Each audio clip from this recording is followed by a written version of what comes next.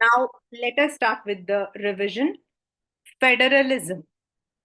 Federal जो एक word है, that says where the powers are shared.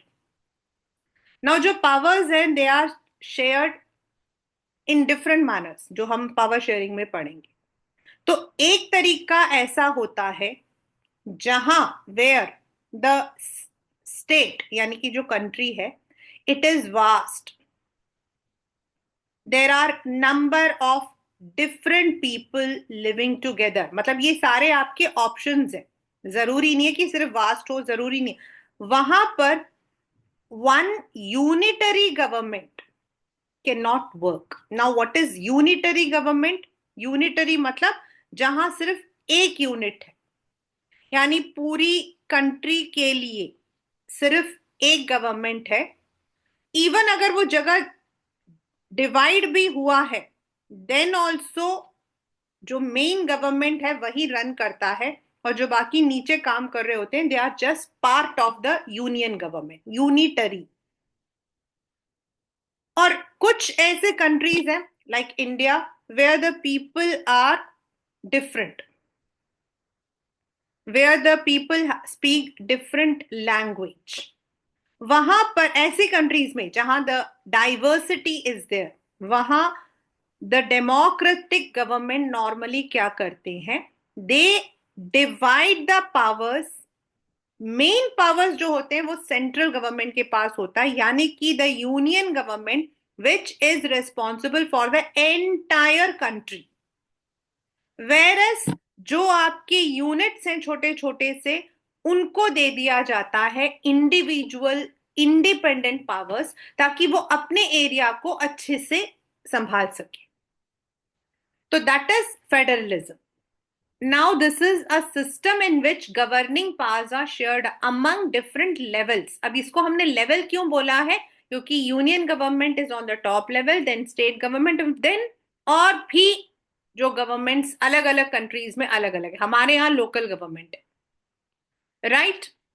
Now what are the features? आपके paper में 3 marker question. What are the features? तो first is in such system there might be 2 or more levels, 2 or more tiers. tiers मतलब levels. आपका union, state, local अलग अलग हो सकता है. और every level, every tier has its own jurisdiction. Jurisdiction मतलब अपना अपना एरिया है जहां they are able to make the law. They have the resources, जो उनके रेवेन्यूज हैं वो कॉन्स्टिट्यूशन में मेंशन होते हैं कि कौन कितना कहाँ खर्चा कर सकता है, या फिर how they can tax, what kind of taxes are applicable in the union government, in the state government. And if there is any dispute in the power distribution, then the court interferes. Thus, इस वजह से क्या होता है? The dual objectives of democracy is achieved. Now, what are the dual objectives? First, integrity of the entire nation. पूरा nation एक जगह पे रहता है मिलकर. एट द सेम टाइम, हमारे इंडिया में हम बोलते हैं unity in diversity.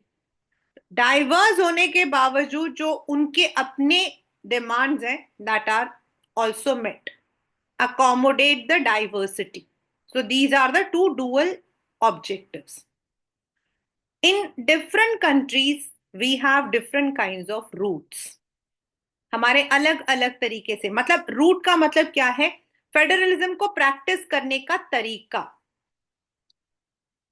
In some countries they all the small units जो कि खुद इंडिपेंडेंट है, जो खुद इंडिपेंडेंट है, they have their power, they have their revenues, they have everything, but they want themselves to be under one single umbrella. मतलब है वो separate units, लेकिन वो जो है खुद को सेफ रखना चाहते हैं. they want to keep themselves safe, they want to keep themselves sovereign. In that case, जो फेडरलिज्म प्रैक्टिस होता उसको हम बोलते हैं coming together.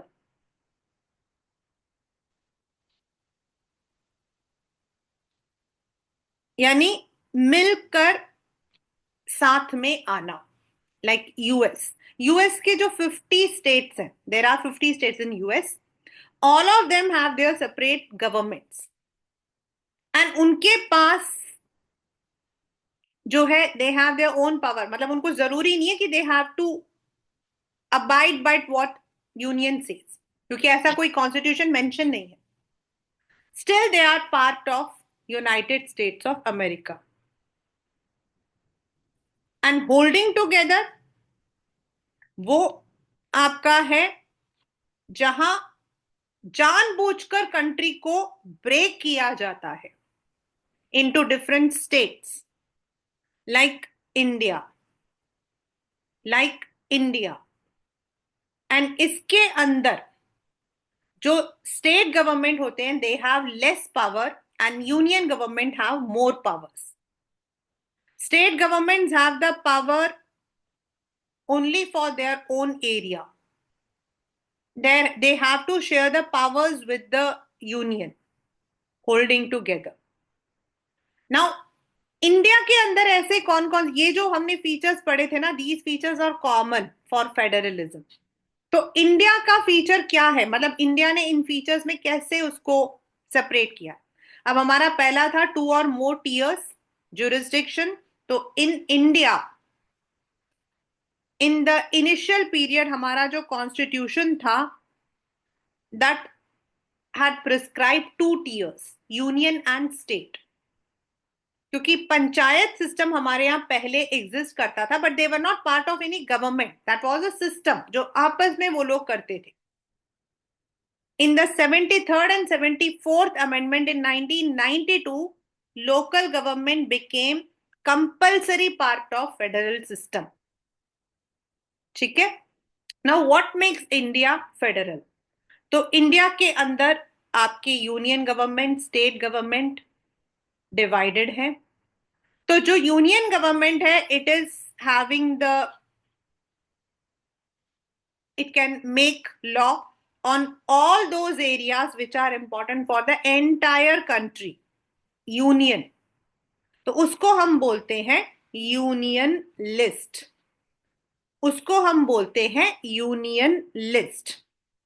which is in the 7th schedule of Indian Constitution.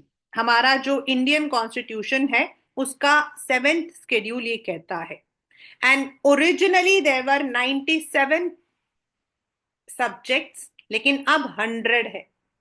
यानी कि 100 एरियाज मेंशन्ड है जिन पर यूनियन गवर्नमेंट जो है it is making the law.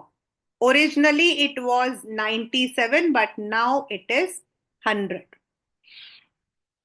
तो this is union list. Next आपका आता है स्टेट लिस्ट. यानी कि जो स्टेट होती है वो लोग जो है कौन से सब्जेक्ट्स को यूज करते हैं. Again it is in the 7th schedule only, and there are 61 subjects. पहले 40 कुछ थे, अब it has been increased. There are 61 areas जिनके ऊपर state has the right. Third is concurrent. Concurrent मतलब education, forest, protection of wild animals, marriage. There are certain areas जो अब state to state भी है. भाई वही स्टेट अभी मैं रिसेंटली मतलब 3-4 months back I had gone to Chitrakoot. I think it was, नहीं ऐसे कुछ था, आई डोंट रिमेम्बर. मतलब वो जो एरिया है आप मानोगे नहीं, I have the even the picture also. बीच में नदी जा रही है, इधर आपका मध्य प्रदेश है, इधर आपका उत्तर प्रदेश. मतलब नदी के इस कोने में आप खड़े हो तो यूपी में खड़े हो, उधर खड़े हो तो MP. And that person told me, हमें बताया उस आदमी ने कि जब शाम को आरती होती तो दोनों तरफ लोग खड़े होते. तो दीज आर थिंग्स विच, क्योंकि हमने इसको अलग किया, ये यूपी है ये एमपी है, तो अब जंगल तो जंगल ही है. अब जानवर को तो आप नहीं बोल सकते ना आप यूपी के जानवर हो. तो there are areas which become common due to this. Marriage, हमारे अपने हिंदू लॉज हैं, we have their our own Hindu laws, और हिंदू के अंदर भी हर एक एरिया के अंदर अपने मैरिज के रूल्स हैं. Some things, some most of the things are common. मंत्र हम सब पढ़ते हैं, लेकिन उनमें बहुत सारी चीजें ऐसी होती हैं. और इसी वजह से क्या है कि some of the areas are common, concurrent, दोनों बनाते हैं. But if dispute arises, the one which has been made by union has to be followed, क्योंकि that is covering the integrity of the nation. Next, तो ये 3 point class 10 आपको लिखना है. What makes India federal? लेकिन जब आप ये लिखोगे ना, उसके साथ में you also have to mention कि there are some areas जो उस वक्त में, मतलब at the time of constitution when it was made, there was, it could not be marked. तो उसको जो है it has been left to the union government. Residuary मतलब the one which is left over, like cyber. उस वक्त में computers नहीं थे, टेक्नोलॉजी नहीं थी. तो now the union is responsible for the laws. Then there are some areas which have special powers. Earlier, ये आपके पेपर में आया था. Earlier there was 3, मतलब कि आपके जो है जम्मू कश्मीर जो है, it had the special power under Article 370. That was due to the historical problems. But then it was revoked by the present government, and right now Jammu Kashmir is divided into 2 union territories, Jammu Kashmir and Ladakh. ये पूरा आपको ऐसे ही लिखना है अगर जम्मू कश्मीर वाला आता है तो. Then there are some states which have certain special powers, even Assam, Manipur, इनमें भी they have. And this is again due to they are in the border areas, due to the sensitive nature, they have been given. आया है paper में, यही answer आएगा. Last but not the least, some of the areas were not part of India when we got independence, like Goa. And some of the parts are so small that they cannot be formed into a state. So for that, the power has been given to the union government, and these areas are called union territories. The union government, with the help of president, administer over these areas. तो ये आपका है what makes India federal. या India has a 3-fold distribution of list. ठीक है. Next is how it is practiced in the practical world. मतलब ये तो यूनियन लिस्ट बोल दिया था, स्टेट लिस्ट बोल दिया था, तो ये स्टेट लिस्ट को हम कैसे फॉलो कर रहे हैं, हाउ डू वी फॉलो? तो it means first, when India got independence we were divided on the basis of provinces. हमारे थे provinces, and they were under the British province tha, and some of the areas were princely, and the British had given this privilege कि जो princely states हैं, either they can follow what they want, जैसा उनको चाहिए, they can be a separate area, or they can be part of either India or Pakistan. तो some of the states जो थे, हम मतलब कि उस तरीके से उस वक्त में हमारा था. तो जो प्रोविंसेस थी, जो मेन प्रोविंसेस थी, जो ब्रिटिश प्रोविंशियल्स, अब वहां पर the people were living from different areas. For example, अगर हम बॉम्बे प्रोविंस कहते हैं, तो बॉम्बे कंप्राइज्ड ऑफ बॉम्बे, आज का महाराष्ट्र, गुजरात, पार्ट्स ऑफ कर्नाटका.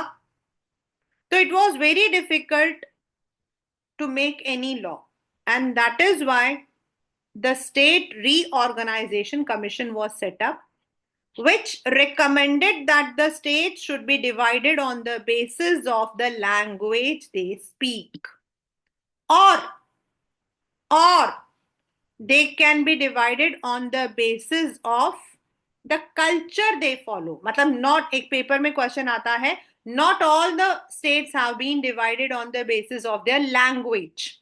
तो हाँ, सारे लैंग्वेज में नहीं है. अगर हम महाराष्ट्र गुजरात कहते हैं तो यस, मराठी एंड गुजराती. लेकिन अगर हम उत्तर प्रदेश को कहते हैं या फिर मध्य प्रदेश एंड छत्तीसगढ़ को कहते हैं तो that is culture. And thus the linguistic states were made.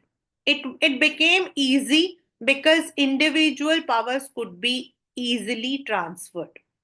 Second is language policy. मतलब इंडिया कौन से लैंग्वेज को, प्लीज यहां पर कंफ्यूज मत होना कोई भी.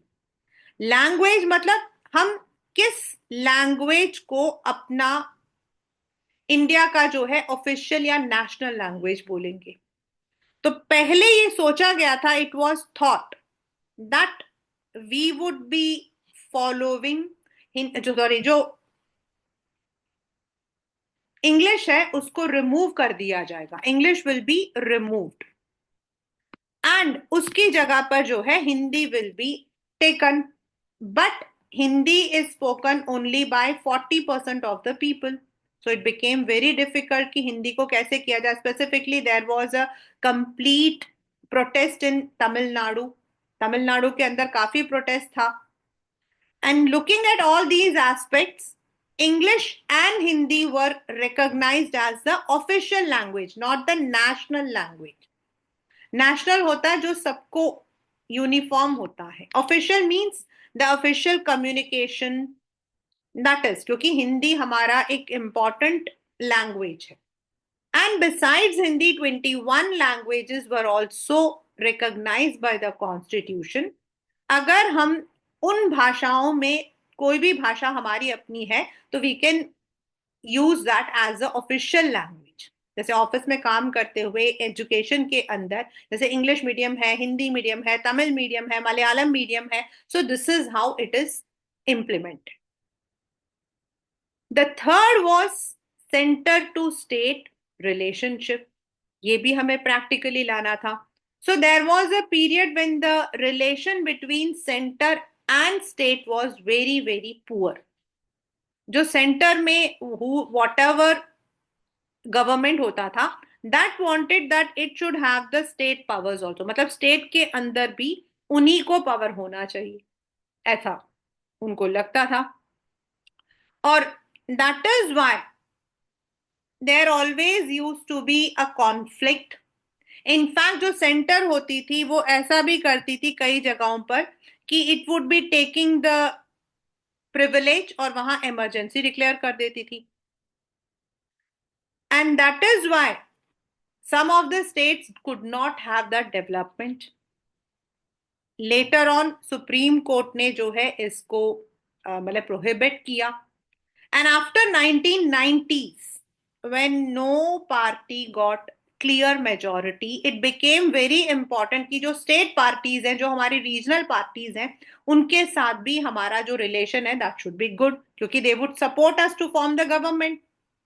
और इसीलिए the center to state relations to some extent they strengthened through alliance and coalition. And now they are having, मतलब you can say reasonably a good relation. But वो होता तो सभी जगह यही है कि जो सेंटर होता है, जो सेंटर में पावर होता है, वो तो चाहता है कि स्टेट में उसी का हो. Next is the practice of decentralisation. हमारा जो थर्ड लिस्ट था, जो ओरिजिनली कॉन्स्टिट्यूशन में नहीं था, that is the local government that was formed. Decentralization means the powers were further distributed to the next tier called local government. 73rd and 74th Amendment of Constitution gave a separate local government. Village में उसको rural and urban में municipal corporation या municipality बोला जाता है. There are separate elections for them, चाहे municipal corporation का हो चाहे पंचायत का हो, एवरी 5 years।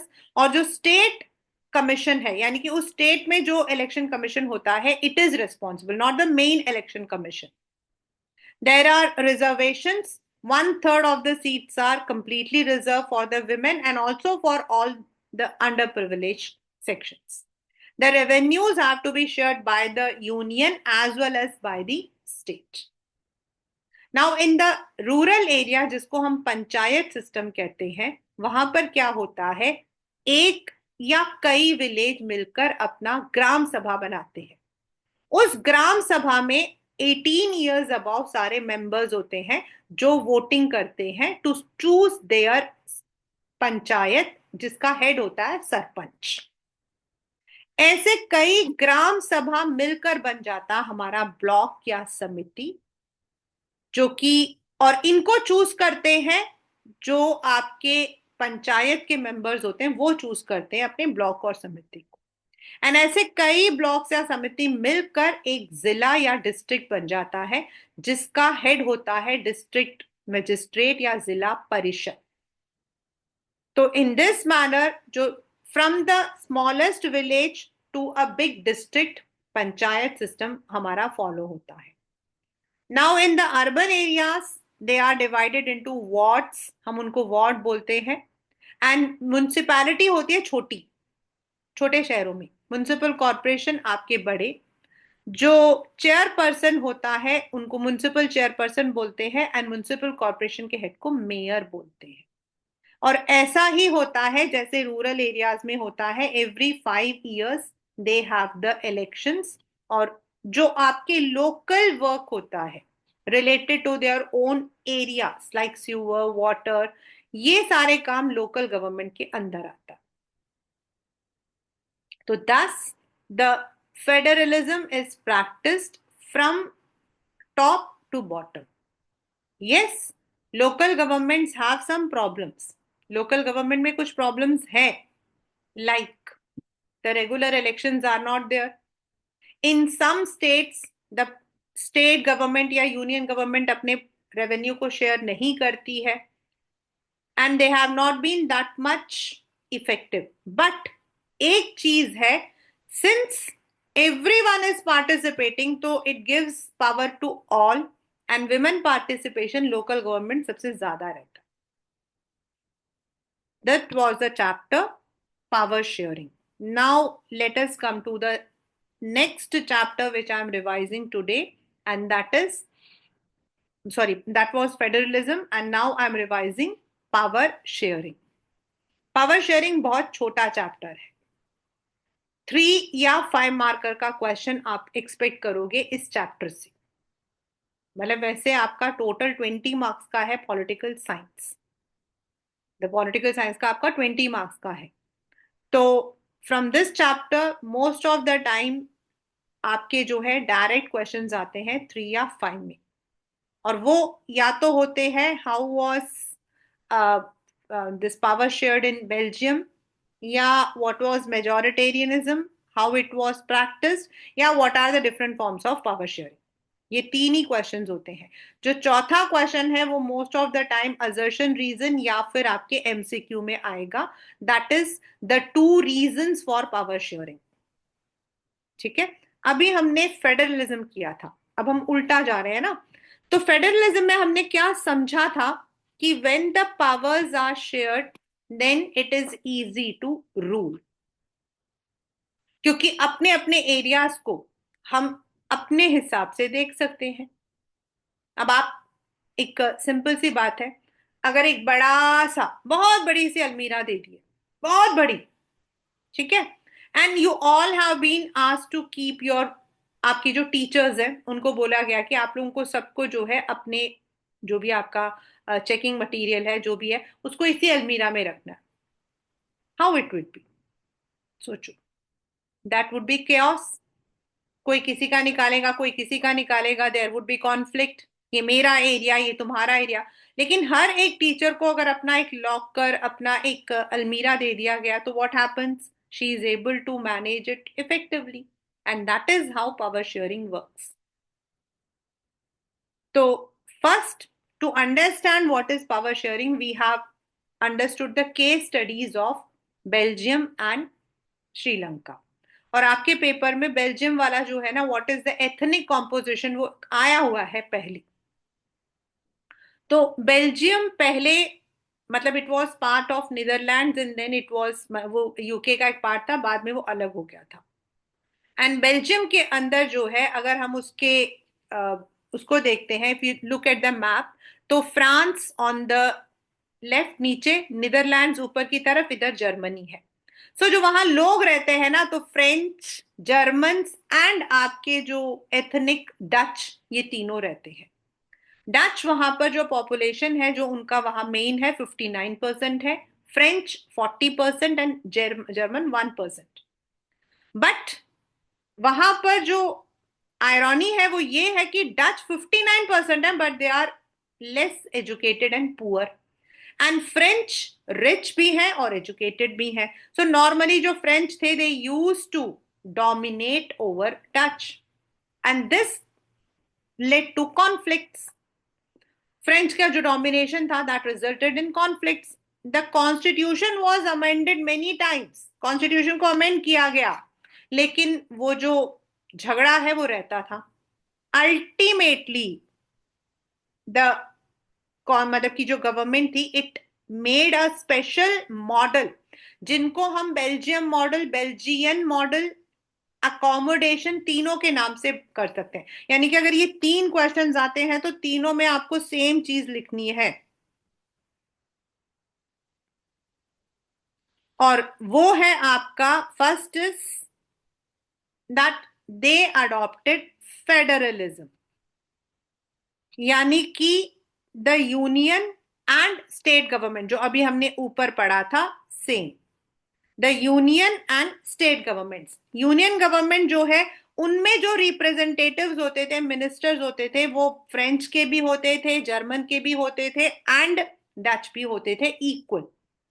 एंड जो स्टेट्स डिवाइड होती है on the basis of their community, on the basis of their language, वो आपके 2 अलग रीजन थे और उनके अपने अपने रिप्रेजेंटेटिव्स थे. देन जो ब्राजील्स है, वहां का कैपिटल, वहां पर अलग एक गवर्नमेंट है.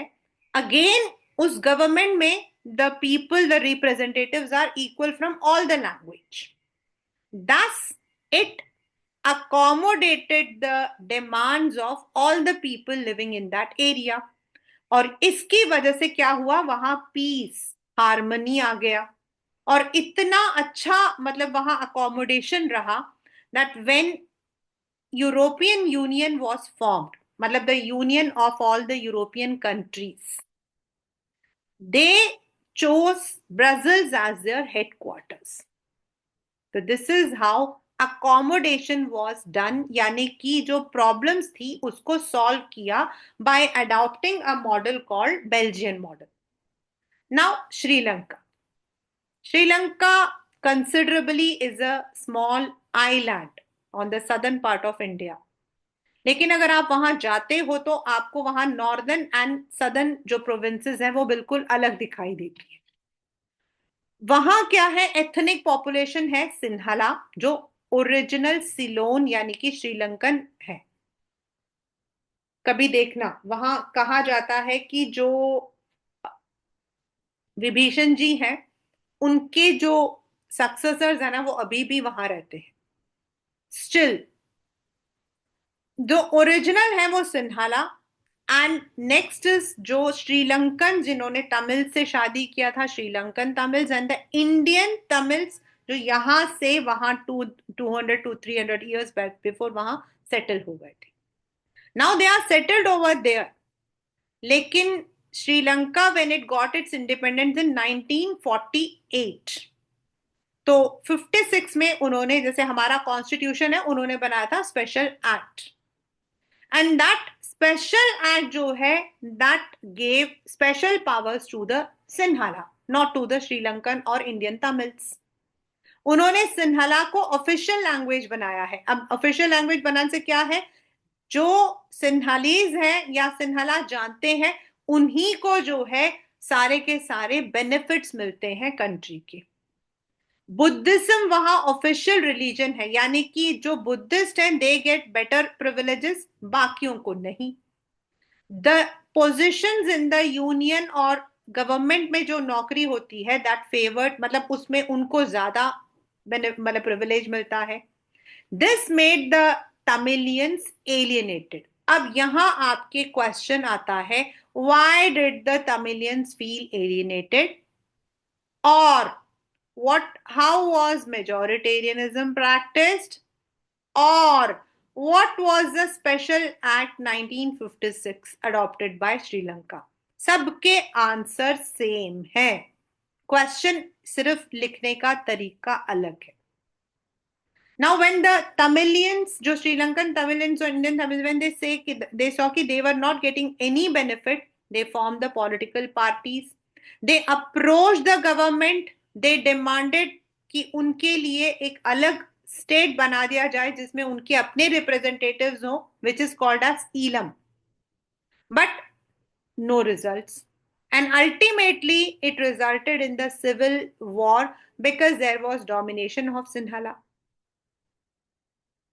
तो इससे क्या पता लगता है कि if the government is accommodating like Belgium, then there would be peace और हार्मनी। आप देख सकते हो, मैंने अपने नोट्स में रिजल्ट करके लिखा हुआ है। And if the government is not, अगर वो किसी एक को फेवर करता, हमने भी कल पढ़ा था ना, कास्ट जेंडर पढ़ा था, तो अगर किसी एक रिलीजन, किसी एक कास्ट, किसी एक लैंग्वेज को करता है तो that will result in civil war. And that is why it is very important that we are giving equal power sharing to all. And what are the reasons? ये आपका 1 मार्कर क्वेश्चन में आ सकता है, what is the prudential reason या what is the moral reason, या आपके assertion and reason में आ सकता है। मतलब प्रूडेंशियल का मीनिंग बताकर उसका रीजन बताएंगे, मॉरल का डेफिनेशन बताकर रीजन बताएंगे। तो prudential is, that is the right way, logic, logic है। डेमोक्रेसी का जो आपका मेन एम है that is to accommodate everyone, and morally also it is government's responsibility to accommodate all the citizens. तो दोनों तरीके से देखा जाए तो it is very important that power is shared and everyone living in that country is given equal rights. तो how is power shared in democracy? बहुत common question रहा है। Now let me tell you, जो majoritarianism and ये आपका accommodation है, ये और में भी आया है। देन कंपेयर एंड कंट्रास्ट करके दोनों को लिखने के लिए आया है 5 मार्कर में। वेयर ये वाला जो क्वेश्चन है डिफरेंट फॉर्म्स, ये बिल्कुल अलग आता है विदाउट एनी ऑप्शंस। तो how is power shared? First is, हम लोगों ने 9th में पढ़ा था वर्किंग ऑफ इंस्टीट्यूशंस, जिसमें हमने पढ़ा था the legislative, executive and judiciary. तीनों के पास अपने पावर्स होते हैं। The legislatives make the law, executives implement it, and judiciary if there is any dispute they intervene। और तीनों के पास अपने पावर्स हैं और तीनों जो है एक दूसरे को चेक और बैलेंस कर सकते हैं, यानी कि they can check if they are working in the right manner. That is called as checks and balance, या फिर हम उसको कहते हैं हॉरिजॉन्टल। क्या कहते हैं? Horizontal. And second is different levels, जो अभी हमने पूरा चैप्टर पढ़ा है, federalism, union, state, local. In some countries there may not be a local government, there might be a community government, जैसे बेल्जियम में था। बेल्जियम के अंदर देयर वाज वन फीचर की जो कम्युनिटीज हैं अपनी अपनी लैंग्वेज के, they could choose there leaders. तो वैसा भी हो सकता है, उनको कुछ पावर्स दिए जाए। Then power can be shared among different political parties, alliance या कोएलिशन के थ्रू हम कर सकते हैं उसको। And last but not the least, different social groups, जैसे हमारे यहाँ है बामसेफ है, जो माइनॉरिटी कम्युनिटीज है, दे मिलके वो लोग करते हैं, और उनको कुछ पावर्स हैं, स्पेशल पावर्स हैं which they can exercise when needed. तो power can be shared in different ways. ये सारे मैंने लिखे हुए हैं, you can learn the same. तो thus, when the power is shared among different areas, different organs, different levels, different parties, different groups, it helps people to work together. अलग है, लेकिन हमारे जो नीड्स हैं वो अकोमोडेट हो जाते हैं. Just what happened in Belgium. तो that is the chapter power sharing. And as I have already told, दोनों के अंदर जब क्वेश्चंस आते हैं तो ऐसे ही सीधा सीधा ही आता है, डिफरेंट फॉर्म वाला तो सीधा आता है. मॉरल एंड प्रूडेंशियल में B in the assertion reason या फिर वन मार्कर में आता है. मेजॉरिटेरियनिज्म के मैंने आपको तरीके बता दिए हैं, what were the different kinds, मतलब कैसे अलग अलग क्वेश्चन आते हैं, बट आंसर सेम रहेगा आपका. And in the federal chapter already every question has been put. Roots किसको बोला जाता है, what makes India federal, how federalism is practised. So this is the revision of these two chapters, that is federalism and power sharing. And I think with this we have already completed the entire political science.